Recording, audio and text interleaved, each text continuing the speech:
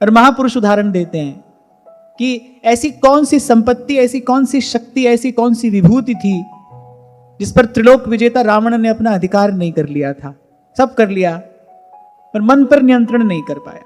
शूर्पणखा ने आकर कुछ कहा और बस हो गया मन अनियंत्रित, हो गया मन वासना के वशीभूत, चल पड़ा अपने कुल का नाश कराने।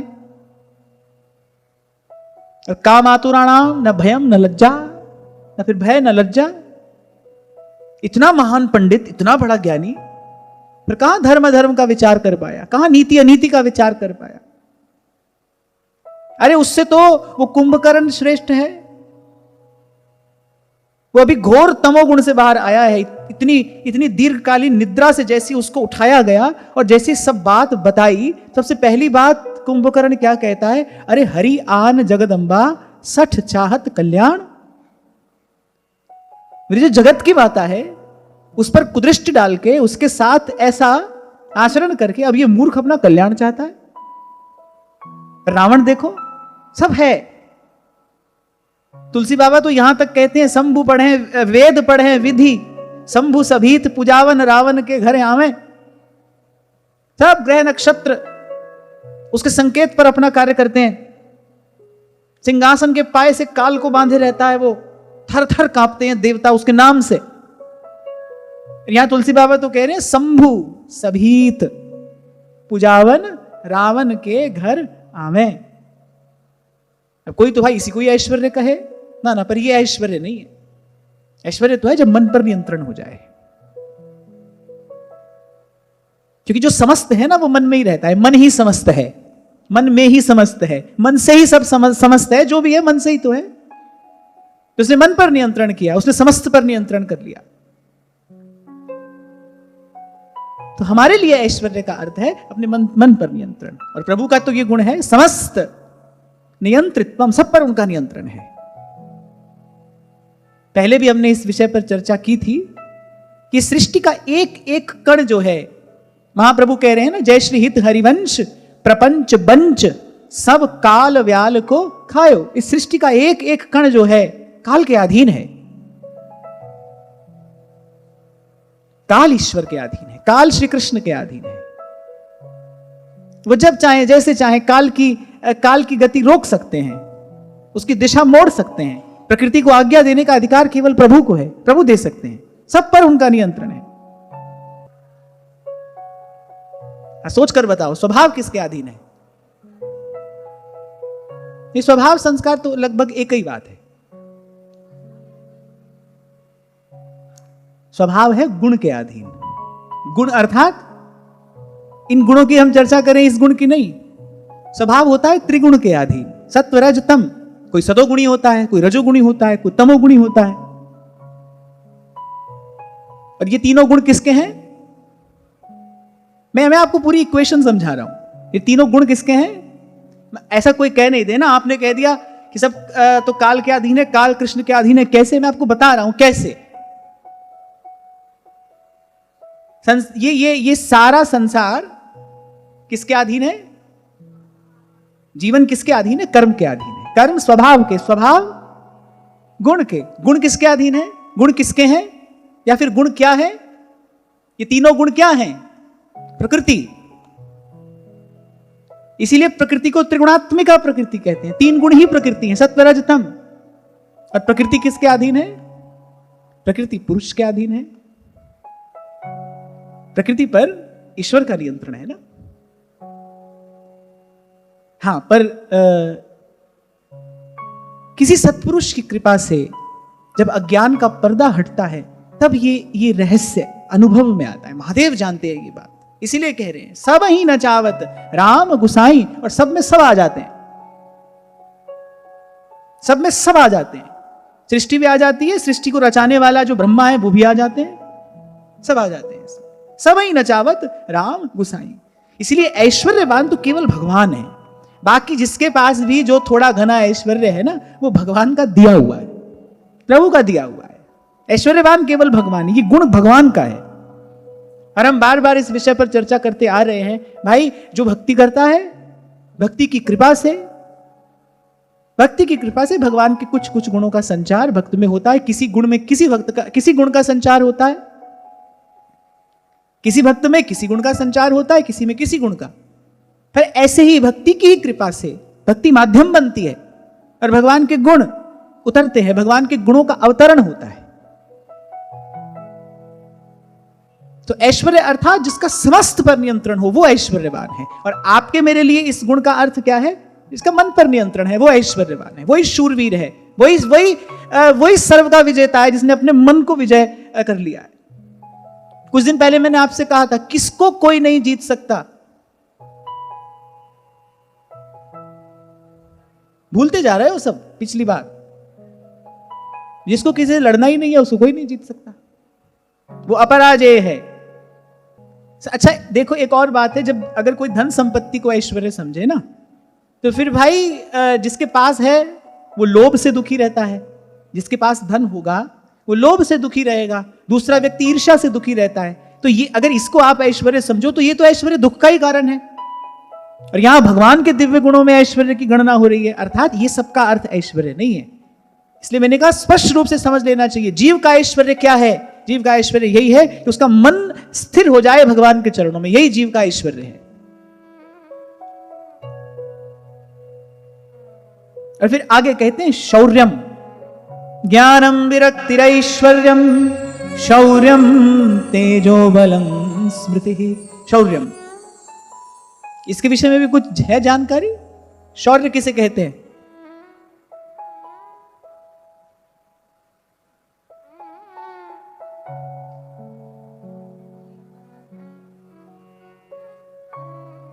शौर्य कहते हैं सर्व विजय सामर्थ्यम, जिसके पास सबको जीत लेने की सामर्थ्य हो, वो शौर्यवान है। और ढूंढो, प्रयास करो, कौन मिलेगा ऐसा जिसके पास सबको जीत लेने की सामर्थ्य हो। श्री कृष्ण के अतिरिक्त कोई नहीं, क्योंकि जब सबकी बात आ रही है ना, तो इसमें केवल बाहर के शत्रु नहीं है, इसमें भीतर के शत्रु भी तो हैं। काम, क्रोध, लोभ, मोह, अहंकार, इन सब में जब काम की बात आएगी तब आप देखोगे भाई श्री कृष्ण के अतिरिक्त आपको कोई नहीं मिलेगा। इसीलिए कहा जो सबको जीत सके, सबको जीत लेने की सामर्थ्य जिसके पास हो। अरे सारी दुनिया को जीतने वाला अपनी कामना के अधीन हो जाता है, उसकी कामना उसको हरा देती है, वो अपनी कामना से पराजित हो जाता है, अपनी वासना से पराजित हो जाता है। भगवान की माया सभी को पराजित कर देती है। रमैया तेरी दुल्हन लुटिल बाजार, कबीर कहते हैं, सबको पराजित कर देती है। तो यहां भी आप देखोगे, आप विचार करोगे तो जो ये गुण है ना, शौर्य, सर्व विजय सामर्थ्यम, ये भी केवल भगवान के ही पास है। और जब भक्त के जीवन में ये गुण आता है तो भक्त का शौर्य क्या है? भक्त का शौर्य भी यही है, भक्त ने वो सामर्थ्य अर्जित कर ली है। इसी को मैं कई बार आपको कहता हूं, अपने मन का गुरु हो जाना। देखो भाई, जब तक ये प्राण इस शरीर में है, अर्थात हम यहां प्रकृति में हैं, शरीर माने प्रकृति, जब तक प्राण शरीर में है तब तक भाई कभी भी किसी भी क्षण कोई ना कोई विकार उत्पन्न हो सकता है। अब पता ही नहीं था संसार को, संसार को पता ही नहीं था कब कोरोना आकर खड़ा हो गया। एक विषाणु आया, उसने पूरे संसार को हिला दिया, उसके लिए कोई तैयार नहीं था, सारी सृष्टि उलट पलट कर रख दी एक एक विषाणु ने। ऐसे ही कभी भी किसी भी क्षण कोई ऐसा विकार आकर उपस्थित हो सकता है जो सारे जीवन को उलट पलट कर देने की सामर्थ्य रखता हो। इसी को मैं कहता हूं अपने मन का गुरु होकर बैठना। और जिसके पास ये सामर्थ्य है, मन तो जाएगा भाई, मन तो उल्टी सीधी हर जगह जाता है, मन तो शुभ अशुभ हर विचार करेगा, मन में तो पवित्र वासना भी होगी, अपवित्र वासना भी होगी। उसमें कोई चाहिए, मन को नियंत्रण में रखने वाला कोई चाहिए। और मैं तो कहूंगा सरल शब्दों में, अपने मन को सत्संग देने वाला कोई चाहिए। कभी कभी अपने मन को सत्संग दिया जाता है। ये जो इतना सुन रहे हो, किस लिए? अपने मन को सत्संग कराया जा सके। मन को सत्संग में लगाने का क्या अर्थ है? मन को सत्संग में लगाने का यही अर्थ है ना, कराया जा सके अपने मन को सत्संग। इसीलिए मैं 2 दिन पहले आपसे कह रहा था, शिष्य अगर शिष्य ही बना रहे, फिर भाई गुरु ने कुछ पढ़ाया ही नहीं, गुरु ने कुछ सिखाया ही नहीं। गुरु का कार्य ही यही है कि वो उस शिष्य को उसके मन का गुरु बना दे, मन विजय की जो सामर्थ्य है वो प्रदान कर दे उसको, वो योग्यता उसको प्रदान कर दे। आप व्यवहार में उतरोगे, हो सकता है कभी आ जाए मन में कोई विकार, अपने आप को संभालना पड़ेगा ना। इसीलिए कुछ दिन पहले मैंने एक बात कही थी, कोई किसी की रक्षा सर्वकाल नहीं कर सकता। आपका संस्कार आपकी रक्षा कर सकता है, आपका पवित्र आचरण आपकी रक्षा कर सकता है। इसलिए मैं कहता हूं बालक को कुछ दीजिए मत दीजिए, पर संस्कार दीजिए। कोई समय जीवन में ऐसा आएगा जब उसे जीवन का बड़ा महत्वपूर्ण निर्णय लेना होगा। उसके सामने दो रास्ते होंगे, उसको कोई बताने वाला नहीं होगा, उसको कोई समझाने वाला भी नहीं होगा। धन संपत्ति काम नहीं आएगी, आपका दिया हुआ सामान सुविधा काम नहीं आएगी। उस समय उसका संस्कार उसके काम आएगा।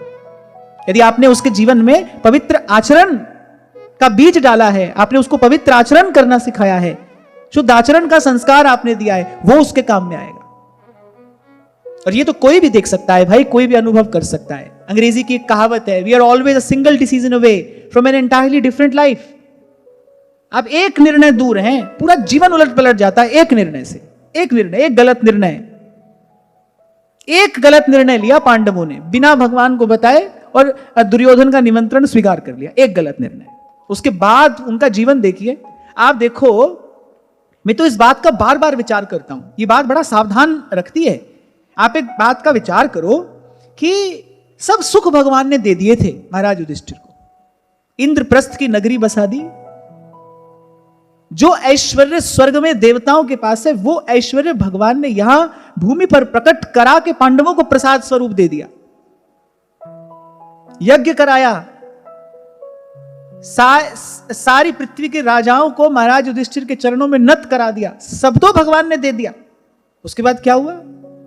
चल पड़े, दुर्योधन ने बुलाया, चल पड़े, एक निर्णय। उसके बाद चैन की सांस नहीं आई भाई। अब कुछ भी कहते रहो, युद्ध जीता, जिनके लिए युद्ध जीता था, जिस संतति के लिए, जिस संतान के लिए वो सारा ऐश्वर्य जीता, वो नहीं रही। उस द्यूत की सभा के पश्चात पांडवों के जीवन में व्यवहार की दृष्टि से सुख का दिन नहीं आया। दुखी रहा, कष्ट ही रहे, पूरा जीवन संघर्ष में रहा, एक निर्णय गलत लिया। इसलिए कह रहा हूं कि आप माता पिता हैं, आप बच्चे की सुख सुविधा का विचार करते हैं, पर आज क्या है ना, इतना अर्थ प्रधान युग हो गया है, इतनी बुद्धि अशुद्ध हो गई है, व्यक्ति को लगता है भाई धन है तो सब सुख है, धन है तो कोई चिंता नहीं है, धन है तो हमने सारा संसार जीत लिया। भूलना नहीं, संस्कार के अभाव में अर्थ ही अनर्थ का कारण बनता है। यदि जीवन में संस्कार नहीं होंगे, पवित्र आचरण नहीं होगा, धन होगा, शक्ति होगी, सत्ता होगी, यौवन होगा, तो यही सब पतन का कारण बनेंगे। और केवल संस्कार रहा, केवल यदि धर्माचरण रहा, वो व्यक्ति परेशान तो हो जाएगा लेकिन परास्त कभी नहीं होगा। याद रखना, धर्माचरण करने वाला परेशान तो हो सकता है पर परास्त नहीं हो सकता। अंत में विजय उसी की होती है। और जैसे मैं कह रहा हूं कि माता पिता का कर्तव्य है बालक को संस्कार देना, ऐसे गुरु का कर्तव्य है शिष्य को यह संस्कार दिया जाए, पवित्र आचरण का संस्कार। मैं बार बार आपसे कहता हूं, आज फिर कह रहा हूं, धर्म की बात हजार बार करने से कोई लाभ नहीं है भाई। धर्म चर्चा का विषय नहीं है। जब तक धर्म जीवन में धारण नहीं किया जाता तब तक धर्म की रक्षा नहीं होती, और जब तक धर्म की रक्षा नहीं होती तब तक धर्म रक्षा नहीं करता। धर्मो रक्षति रक्षितः। जब तक धर्म की रक्षा नहीं करोगे तब तक धर्म आपकी रक्षा नहीं करेगा। और धर्म की रक्षा संस्था बनाने से, नारा लगाने से, झंडा उठाने से, डंडा मारने से नहीं होती है। वो सब नाटक है। धर्म की रक्षा तो धर्म को धारण करने से होती है। एक जलता हुआ दीपक लाखों करोड़ों दीपकों के लिए संभावना है, इस बात से तो कोई इनकार नहीं कर सकता ना। एक जलता हुआ दीपक। और ये जितने गुण भगवान में रहते हैं, और भगवान के विग्रह का एक नाम धर्म है ना, रामो विग्रहवान धर्मः। ये बार बार ये शब्द की चोट क्यों मारी जाती है यहां पर? क्योंकि भाई बाहर बड़ा विकृत समय है, वातावरण बहुत दूषित है, अन्न जल अशुद्ध है, जिस वायु में आप सांस ले रहे हो वो वायु अशुद्ध है। सारी कर्मेंद्रियां, ज्ञानेंद्रियां पाप में लिप्त होती जा रही हैं। ऐसा तुलसी बाबा ने कई शत वर्ष पूर्व कहा, कली केवल मल मूल मलीना, पाप पयो निधि जन्म मीना। बिना।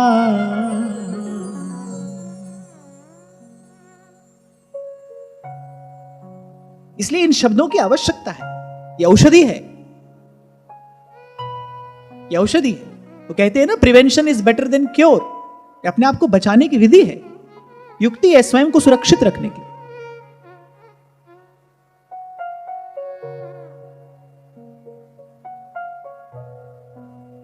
तो शौर्यम अर्थात सर्व विजय सामर्थ्यम। गुरु के दिए हुए मार्ग पर चलकर आप में इस शौर्य रूपी गुण को अर्जित कर सकते हैं। शौर्य अर्थात अपने अपने मन को जीत लेने की सामर्थ्य। मन के दास बन के नहीं पड़े रहना है। सब प्रश्नों का एक ही तो उत्तर है हमारे पास में। क्यों किया? मन कर रहा था।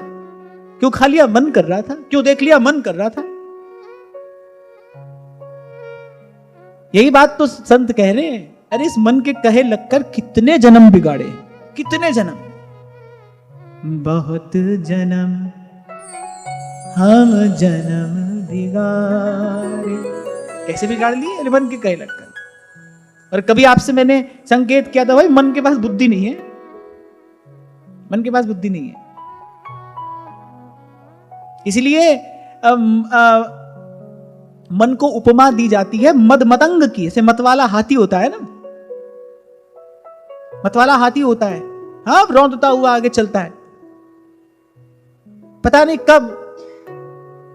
कब अपने ऊपर जल डाले, कब अपने ऊपर धूल डाले, उसे कुछ पता नहीं है। वो तो मतवाला है। ऐसे मद मतंग के जैसा मन है। और या फिर उपमा दी जाती है खोटा तुरंग अड़ियल घोड़ा होता है ना, सवार उसको कहां ले जाना चाहता है वो कहां ले जाता है। और कभी कभी तो सवार को गिरा ही देता है। या तो फिर ऐसा घोड़ा है मन, अड़ियल घोड़ा। ऐसा मन है। तो ऐसे मन के दास होके नहीं पड़े रहना है। सब बातों का एक ही उत्तर खोज लिया। भाई मन कर रहा था, हमारा मन कर रहा था तो हम चले गए, हमारा मन कर रहा था तो हमने खा लिया।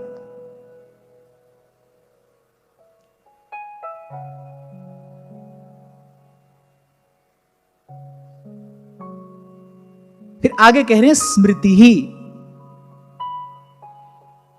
ज्ञानम विरक्तिरैश्वर्यम शौर्यम तेजो बलम स्मृति ही। बल अर्थात बल तो समझते हो। अच्छा, इसमें भी एक तन का बल है, एक मन का बल है। तन का बल है कर्मेंद्रियों की शक्ति। मन का बल क्या है? मन का बल किसे कहते हैं?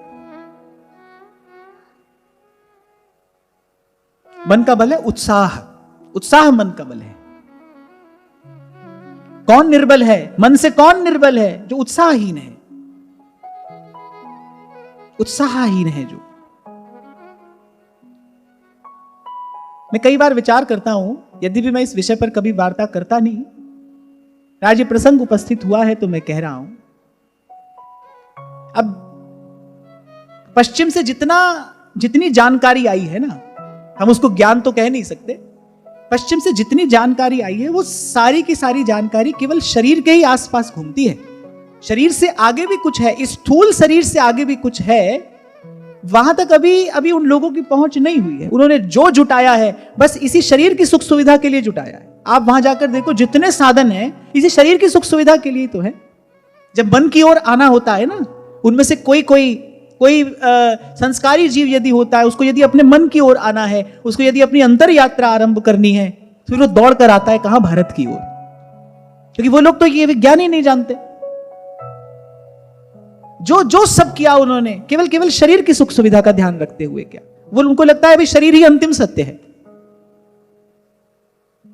शरीर ही अंतिम सत्य है। बहुत आज के समय में पूरी की पूरी युवा पीढ़ी को यही कहकर तो भरमाया और भटकाया जा रहा है। और अब तो पीढ़ी भटक चुकी। वो लोग कहते कि अरे विषय का भोग भोगने से क्या होता है, कोई दुर्बलता नहीं आती, it is natural, this is a natural process, इससे कोई दुर्बलता नहीं आती। न आती हो शारीरिक दुर्बलता, लेकिन मन का उत्साह समाप्त हो जाता है, मन निर्बल हो जाता है।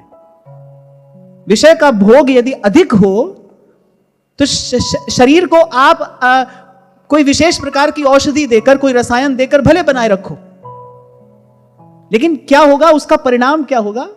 मन का बल समाप्त हो जाएगा, वो व्यक्ति उत्साहहीन हो जाएगा, वो व्यक्ति श्रीहीन हो जाएगा, तेजहीन हो जाएगा, छोटी सी प्रतिकूलता आएगी और वो निराश हो जाएगा, हताश हो जाएगा।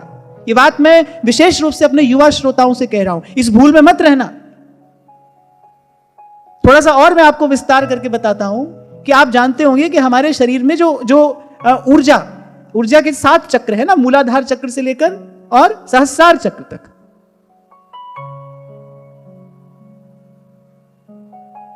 ये 7 चक्र जब सही प्रकार से कार्य करते हैं तब कोई तन मन से स्वस्थ होता है, संतुलित होता है, तब उसको मन की प्रसन्नता प्राप्त होती है।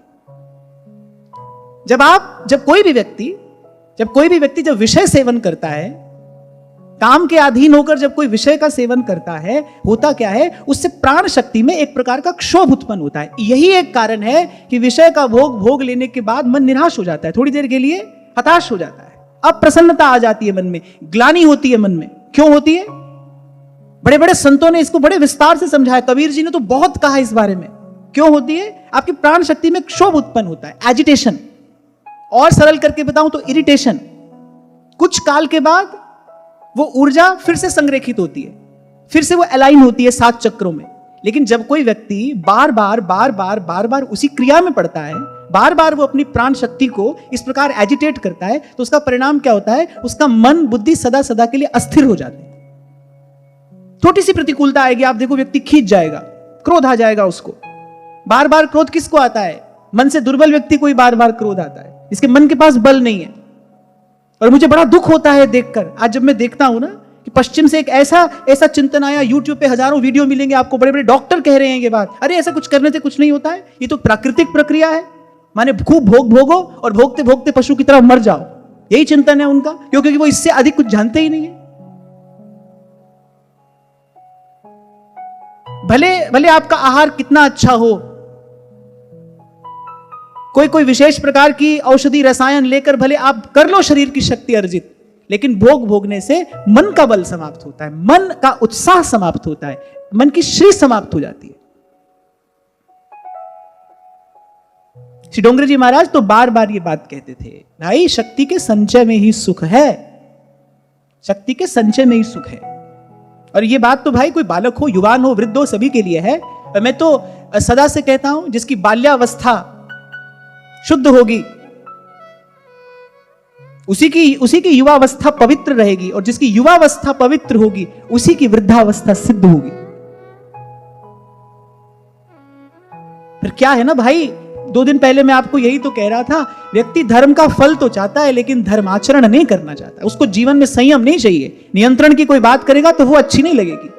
इसीलिए आज की युवा पीढ़ी को ये सब बात बहुत अच्छी लगती है, ये जो लोग ये सिखा रहे हैं, खूब भोगो, कुछ नहीं होता है, ये सब भ्रम है, दीज ऑल आर मिथ्स।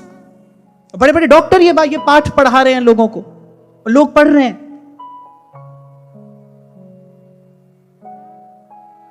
भाई जिसके पास जहां तक की दृष्टि होगी वो वहीं तक की तो देखेगा।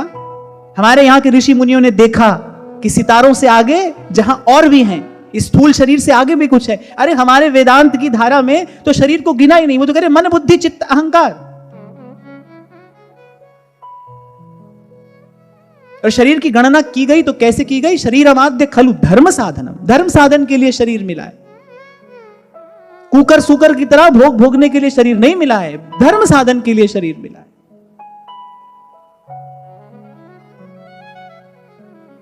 ये बात सुनने में हो सकता है कि बहुत अच्छी ना लग रही हो। क्यों? क्योंकि मन की गति इससे विपरीत है ना। मन तो दूसरी दिशा में जाना चाहता है, मन तो उच्छृंखल होना चाहता है, मन तो वहां जाना चाहता है जहां कोई रोकने टोकने वाला ना हो। पर भाई सच्चे सुख का मार्ग यहीं से होकर जाता है। यत्तदग्रे विषमिव परिणामे अमृतोपम। इसलिए भाई कोई छोटा हो, बड़ा हो, बालक हो, युवान हो, वृद्ध हो, कोई भी हो, वो इस बात को कान लगाकर और ध्यान लगाकर सुने, समझे। संयम सदाचार के बिना कोई भी उपासना सिद्ध नहीं होती, कोई भी उपासना। होता क्या है ना, हम लोगों ने सीख लिया, हमारे प्रिया प्रीतम तो भाव के भूखे हैं। अरे वो भाव प्राप्त तो करो, जिस भाव के वो भूखे हैं, पहले वो भाव तो प्राप्त करिए। उस भाव प्राप्ति का मार्ग धर्माचरण है, नियम है, संयम है। तभी सेवक जी ने नवदा भक्ति का उपदेश करते हुए कहा, और फिर अंत में कहा, ऐसी भक्ति करे बहुकाल।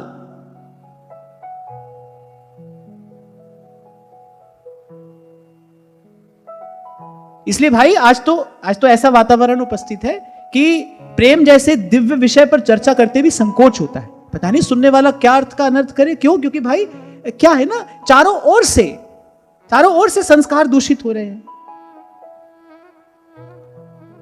उस दिन मुझे किसी ने कहा, बोले बहुत साल पहले तो आप खूब सुधा निधि की चर्चा करते थे। मैंने कहा, हाँ भाई, बहुत साल पहले समय अलग था, समय और हो गया। देखते ही देखते कितना बड़ा परिवर्तन आ गया, समाज में कितना बड़ा परिवर्तन आ गया, कितना मानव मन कितनी तेजी से विकृत होता चला जा रहा है, कितनी तीव्र गति से विकृति आ रही है। देखते ही देखते क्या हो गया।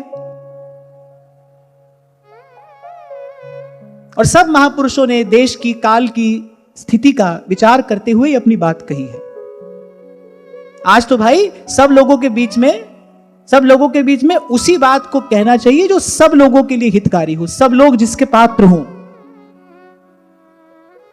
हमारी उपासना के विषय में तो सिद्धांत की केवल इतनी ही बात कही जानी चाहिए, प्रथम नाम हरिवंश हित रट रसना दिन रे, प्रीति रीति तब पाइए अरु वृंदावन है। तो बलम, उसमें भी एक तन का बल और एक मन का बल, बुद्धि का भी एक बल होता है। बुद्धि का बल क्या है? विवेक बुद्धि का बल है, विवेक बुद्धि का बल है। उत्साह मन का बल है, कर्मेंद्रियों की शक्ति ये शरीर का बल है। शुद्ध आहार, फिर शुद्ध विचार और फिर शुद्ध संस्कार। जिसकी बुद्धि सबल होगी उसका संस्कार शुद्ध होगा, जिसका मन सबल होगा उसका विचार सुंदर होगा, विचार पवित्र होगा। जिसका शरीर सबल होगा उसका आहार सुंदर होगा। और आगे कह रहे हैं स्मृति ही, शौर्यम तेजो बलम स्मृति ही। स्मृति अर्थात, पहले तो मैं आपसे ही पूछूंगा फिर अपनी बात कहूंगा आपसे। स्मृति अर्थात, सबको ये लगता है स्मृति माने याद। वो जो आपके घर में फोटो एल्बम है वही स्मृति है ना, स्वीट मेमोरीज। अब आजकल तो फोटो एल्बम नहीं होते ना, अब तो आपके फोन में ही सब कुछ है। किसी के किया अनेक अनेक उपकार भूल जाता है उसका एक अवगुण देखकर। होता है कि नहीं? संसार ऐसा है कि नहीं? आप 99 काम करो, 100वां नहीं करो, और 99 सब समाप्त, कोई नहीं गिनेगा उसको। हम तुम सब ऐसे ही हैं, कोई नहीं गिनेगा उसको।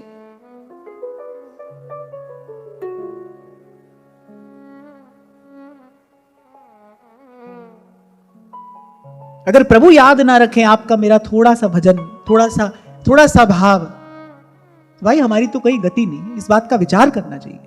थोड़ा सा भाव हमारा, कैसे प्रभु स्मरण रखते हैं। साधारण वस्तु आप मंदिर में जाकर श्री जी को निवेदन करते हो, वो वस्तु कैसी भी हो, एक बार तो श्री जी स्वीकार करते ही हैं उसको।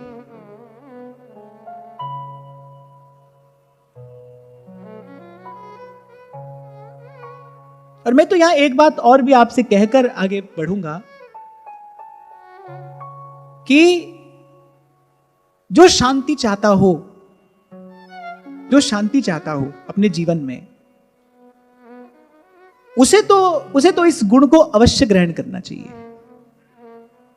कभी भी कोई भी आपको मिलेगा, उसमें भला भी होगा, उसमें बुरा भी होगा, अवश्य होगा। मुझ में भी है, आप में भी होगा। और कभी कभी ऐसा भी होगा कि 2 अच्छी बात होगी, 8 बुरी बात होगी। पर मैं कहता हूं कि जब व्यवहार करना तो 2 अच्छी बात देखना। इसका परिणाम क्या होगा? आपका मन शांत रहेगा, आपका मन प्रसन्न रहेगा। नहीं तो कुछ लोग ऐसे होते हैं, उनको 10 अच्छी बातों में 1 बुरी बात उनकी पकड़ में आ जाती है, और वो कहते हैं देखो हमारी कितनी पैनी दृष्टि है। पढ़ लिख लिए, किसके लिए पढ़ लिख रहे हैं? केवल दूसरे का दोष निकालने के लिए। किस लिए पढ़े? केवल दूसरे के सिद्धांत का खंडन करने के लिए। अनुभवी जन कहते हैं, विद्या विवादाय धनम मदाय शक्ति परेशां परपीडनाय खलस्य साधो विपरीतमे तद ज्ञानाय दानाय च रक्षणाय। उनको दोष ही देखना है, पर ये साधु का गुण नहीं है। वो तो कह रहे सार सार को गई रहे थोथा दे उड़ाए। आपके जीवन में सुख शांति आ जाए अगर आप ये काम करना सीख जाओ। आप आपकी दृष्टि ऐसी कर लो कि भाई जो अच्छी बात है वो आपकी दृष्टि में आ जाए। हाँ, अगर आप ये कह रहे हो भाई अब हमको तो ऐसा व्यक्ति मिला उसमें कोई अच्छी बात है ही नहीं, आपको ऐसा लग रहा है कि भाई हमको तो ऐसा व्यक्ति मिला जिसमें कोई अच्छी बात है नहीं, फिर ऐसा व्यक्ति तो कबीर कहते कौन है? जैसे द्रोणाचार्य ने भेजा ना महाराज युधिष्ठिर को भी, दुर्योधन को भी। युधिष्ठिर जी से कहा आप एक बुरा व्यक्ति ढूंढ कर लाओ, दुर्योधन से कहा तुम एक अच्छा व्यक्ति ढूंढ लाओ, दोनों ही खाली हाथ आ गए। उन्होंने कहा भाई मुझे कोई बुरा व्यक्ति नहीं मिला, दुर्योधन कह रहा है मुझे कोई अच्छा नहीं मिला, मुझे कोई अच्छा व्यक्ति मिला ही नहीं। तो फिर देखना कुछ कुछ वैसे ही हो, आप वही व्यक्तित्व है फिर आपका, अगर आपको कोई अच्छा व्यक्ति मिल ही नहीं रहा है तो। मैं पीछे मुड़कर देखूं, अपना जीवन देखूं, तो मुझे लगता है भाई भले ही भले लोग मिलते रहे तभी तो यहां तक आ गए। आज भी आप सब भले लोग हैं, पास में बैठे सुन रहे हैं, सब भले भले लोग ही मिले।